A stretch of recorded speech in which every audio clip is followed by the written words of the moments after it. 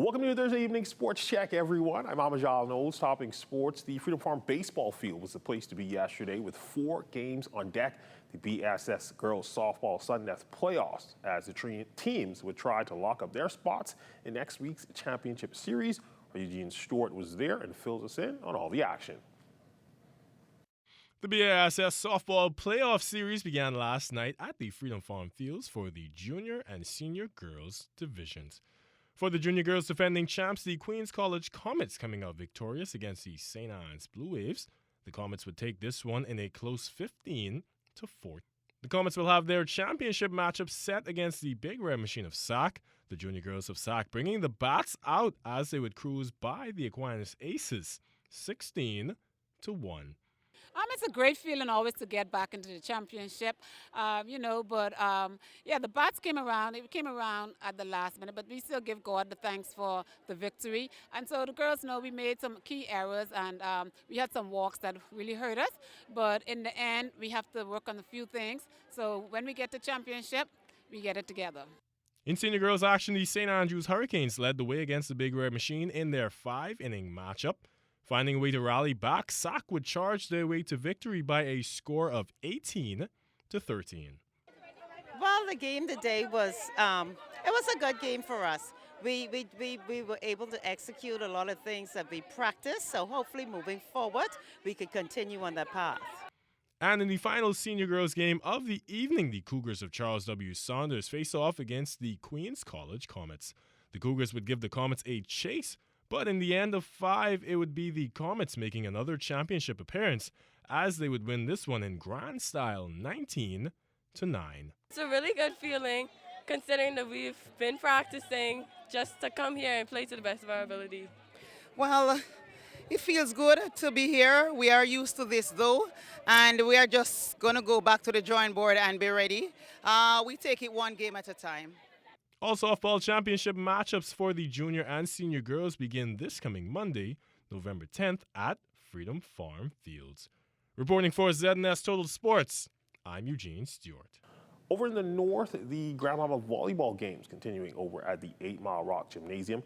Things certainly picking up, and our Northern Services Jay Philippe updates us on all the winners and losers from day 3.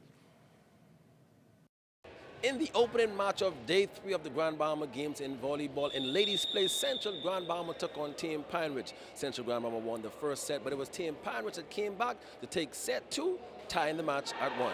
I have no doubt that Central Grand Bahama will be one of the top teams at the end of the day. When we look at some of the other teams, they are coming out with 6 and 7. Our team actually has a full roster. As a matter of fact, we had to turn away some players because of the roster size. So I feel like we have a very good chance.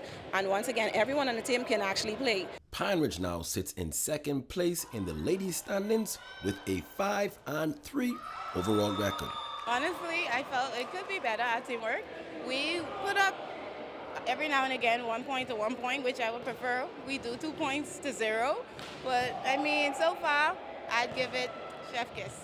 East Grand Bahama, West Grand Bahama, and Central Grand Bahama are among the last 3 teams looking to secure a playoff spot. East Grand Bahama has a 3-5 record. The top 4 teams in each constituency will advance to the playoffs. We have a full roster, but there's a challenge been getting them out to play. So my best team has not been on the court as yet.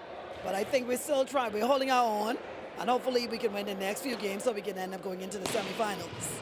Again, action will continue throughout the week with the championship set for Friday night. For ZNS Total Sports, reporting from 8 Mile Rock Gymnasium at the Grand Bahama Games, I'm Jay Philippe, ZNS Total Sports.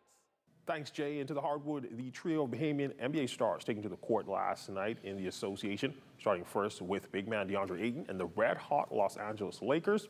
Ayton outplaying San Antonio Spurs star center Victor Wembanyama, closing Wednesday's 118-116 win over the Spurs with 22 points, 10 rebounds, 2 blocks, and 1 steal across 33 minutes of play.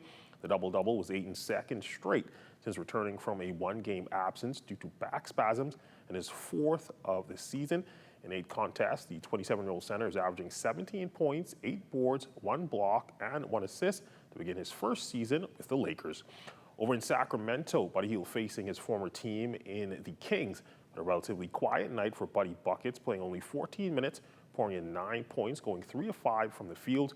In the end, it would be the Kings walking away with the 121-116 win. And finally, rookie phenom B.J. Edgecombe cooling off a bit after his torrid start to the season, racking up just 7 points, going 3 of 14 from the floor, along with 4 rebounds and 4 assists in 36 minutes during the Sixers' 132-121 loss to the Cleveland Cavaliers.